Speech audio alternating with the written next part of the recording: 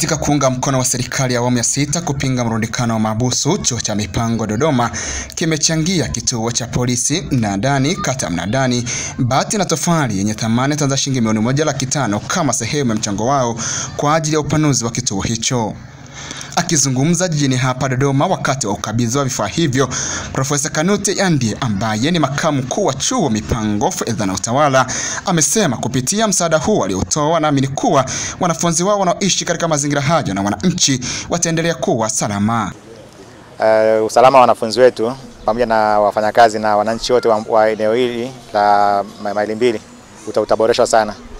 Ni kwamba hapa wanafunzi tunao wanafunzi 11,000 kwa kila siku hapa eneo la Dodoma, na masaa wanaosoma au wanapofanya huduma katika hapa kampasi yetu ni wanakaa mpaka saa nyingine mpaka saa za usiku na wanawarejea katika makazi yao.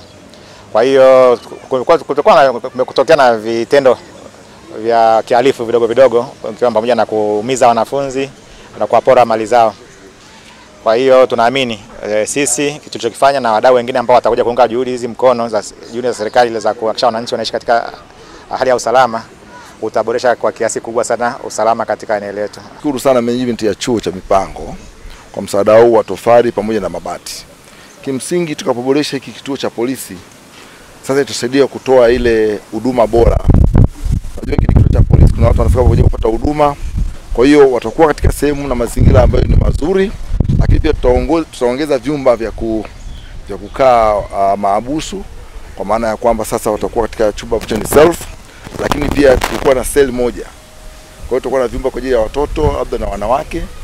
Tofauti na zamani ambapo ilikuwa akija jinsia tofauti inabidi mara moja tumchukue tumpeleke kituo kikubwa kwa haraka, kwa sababu ilikuwa hawana sehemu ya kuweza kukaa wakisubiria kupelekwa katika kituo kikubwa. Kimsingi msaada huu utatusaidia sana siku kuboresha ile huduma ya wanaokuja kutoa taarifa hapa, lakini pia hata katika utawala wa kituo kuwa na sehemu nzuri ya kuhifadhia vielelezo, sehemu nzuri ya kutunza wale mahabusu wakati wakisubiri kwenda kituo kikubwa. Itatusaidia sana katika utendaji mzima wa operations za kituo hiki.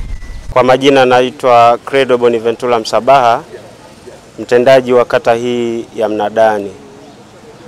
Kwa niaba ya mkurugenzi wa halmashauri ya jiji la Dodoma, naomba kutumia fursa hii kuwashukuru sana management ya chuo cha mipango ambayo imewakilishwa na kaimu mkuu wa chuo Profesa Kanuti kwa kutoa msaada kwenye kituo chetu cha polisi kilichoko hapa maili mbili.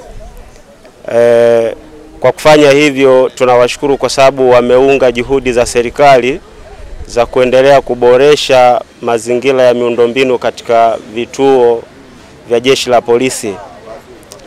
Kata yetu ya Mnadani ina jumla ya wakazi 44,311 kwa mujibu wa sensa ya mwaka 2022. Kwa hiyo mtaona, ndugu wanahabari, kwamba kwa takwimu kubwa ya watu hawa kwa kiasi kikubwa watanufaika na maboresho ambayo wenzetu management ya chuo cha mipango wameunga juhudi hizi, kwamba kwa kuboresha mazingira ya miundombinu ya jeshi la polisi tunaamini sasa askari watakuwa na utulivu wa kutosha, lakini pia usalama wa vitu utakuwa ni mkubwa.